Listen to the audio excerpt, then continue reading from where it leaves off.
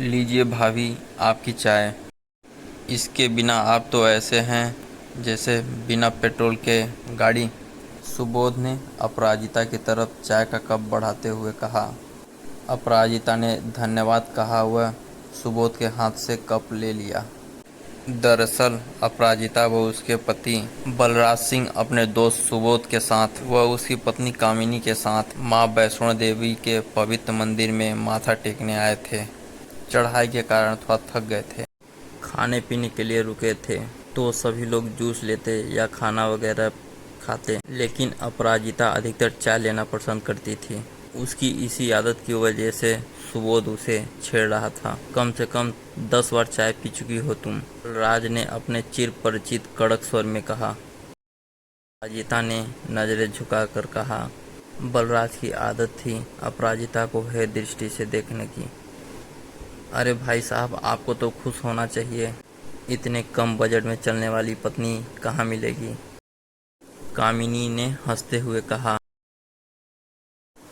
और नहीं तो क्या, यहाँ देखो मैडम की चॉकलेट और नूडल्स का खर्चा खत्म होने पर नहीं आता। सुबोध ने प्यारा समूह बनाते हुए कह दिया ये सब।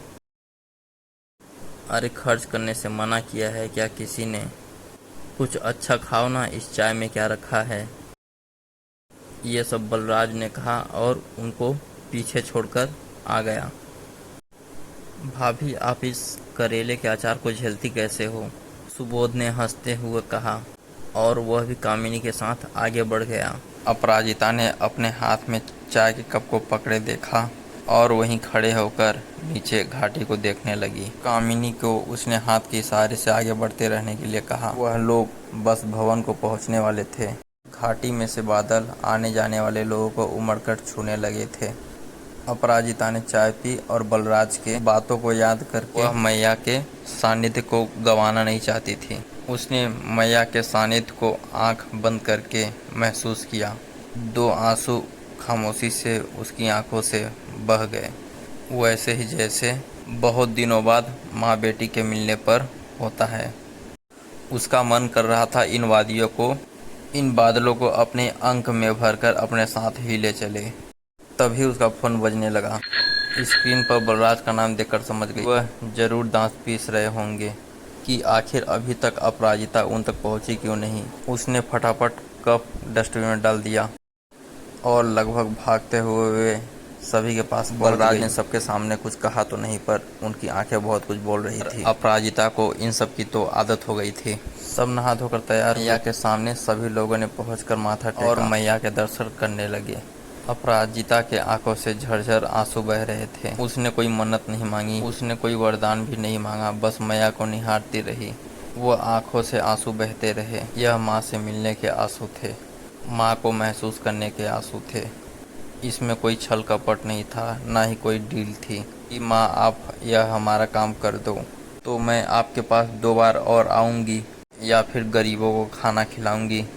यह बस माँ से मिलने की खुशी थी और शायद बहुत सारी खामोश शिकायतें भी थीं जो एक बेटी अपने माँ से लगा रही थी। थोड़ी देर बाद सभी भवन से बाहर आए।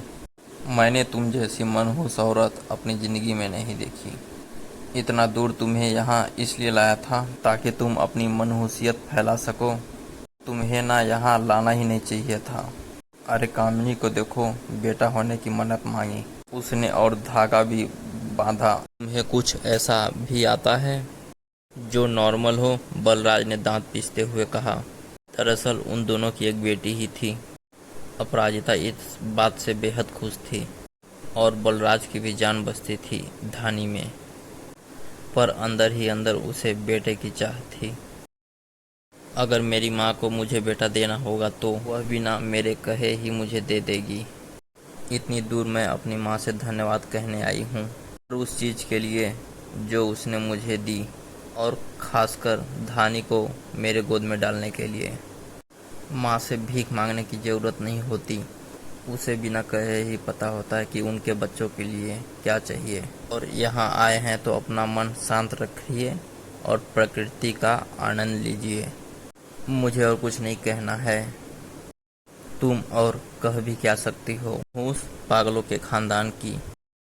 बलराज ने उसे कहा और उसे अकेले छोड़कर वहां से चला गया। धमाका सा हुआ।